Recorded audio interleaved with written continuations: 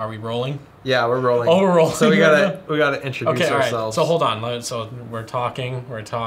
Talk back to me. Move your lips. Move your lips. All right, fine. That's good too. That's good too.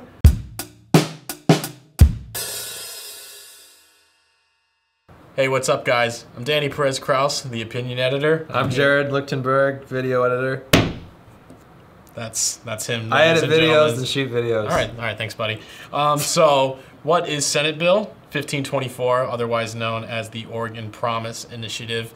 And can you tell us what that is? Yeah, sure. So the idea of the Oregon Promise Initiative is that it would pay high school graduates 2 years worth of tuition at any community college.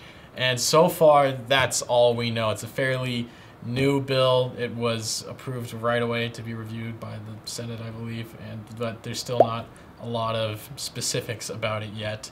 The thing that jumps out in my mind, first of all, is when it says 2 years of tuition, like, what does that mean? What does 2 years of tuition mean? Like, you can take as many credits as you want during those 2 years, or is there a specific amount that should be set in those 2 years? Well, first, before we talk about this, we should watch a Q&A of what students thought. We're here with Victoria. Tanisha. Brian. Dustin.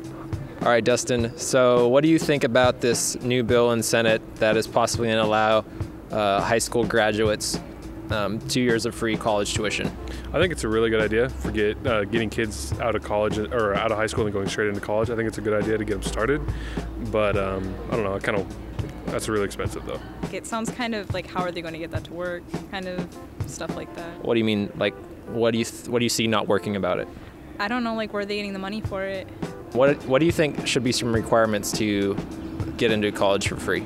Obviously grades. If this had been around when you were in high school, do you think you would have been driven to do better in high school?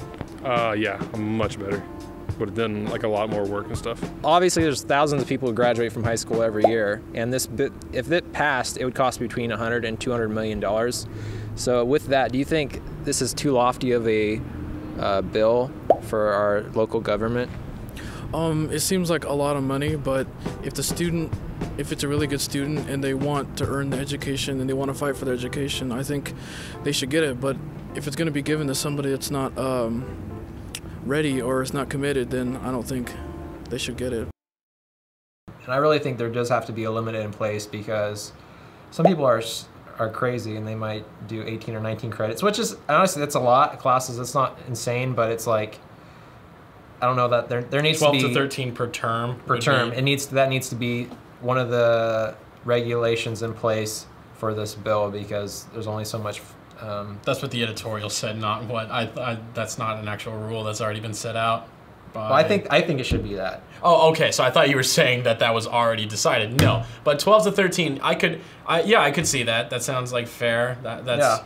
But actually, I think because in order to complete 2 years worth of college, if you wanted to take out summer term, if they didn't want to do summer, if it was just 3 terms a year for 2 years, they would need around 15 or 16 credits per term, because I did the math for one of my college success courses, and that's how much I need to graduate. So okay. I think 15 at the most, but it should probably be treated the same way as tuition is now, where you have to actually get the grades in order to get the tuition. Keep up with that.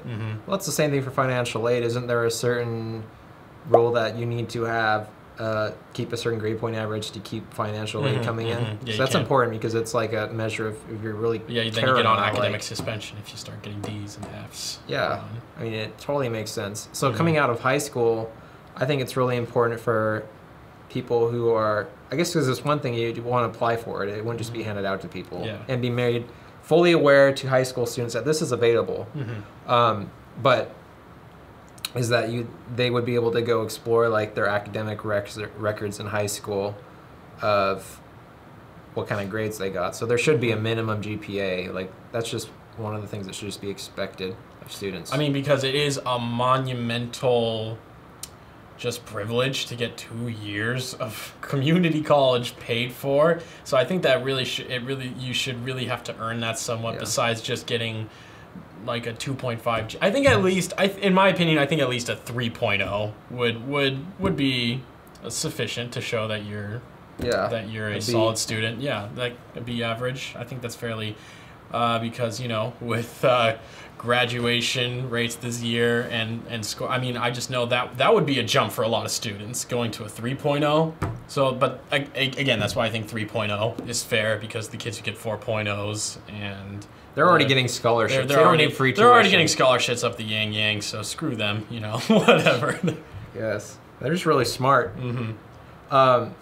So, like, also one other point was, where's this money coming from? That's something I'm concerned about, because well, the state is supposed to be paying. The state is supposed to be paying for it, so that would undoubtedly trickle down. That's budgeted, but that means it comes out of our pockets. And it would be, if all 32,000 current Oregon graduates per year were to take advantage of that, it would range around the $200 million area. So that's pretty significant, and that's just with the 32,000 graduates we have now. So I think if that were to increase later on, which I know it would, with this kind of privilege available, that money can only go up. Like so that's plus 200 million per year for who knows how long, or up to 300 mils. So should there be an expiration date for free college? Should you be able to use it right out of high school? Could you wait a year and take a break? Could you wait forever? Could it be just like kind of a voucher? Like you have this free 2-year college voucher and you can just use that whenever, almost like a coupon. Like like, oh, I got 2 years. I'll do that later. I got a free 2 years. I think, well, and some of the people that we talked to on the Q&A, even out off camera, that they thought generally would be a good idea to just go into college right after high school, because honestly, I waited about a year after. Actually, I took a couple terms off of college because I just felt it was overwhelming. But the thing is, I had less of a drive, I felt like, to finish college or to keep pushing through it afterwards. So that's just me.